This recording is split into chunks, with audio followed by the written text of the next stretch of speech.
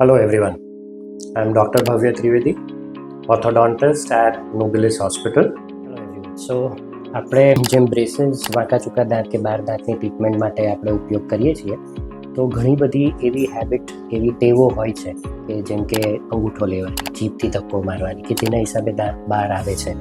તો એ સરખું કરવા માટે પણ આપણે બ્રેસીસની ટ્રીટમેન્ટ યુઝ કરી શકીએ.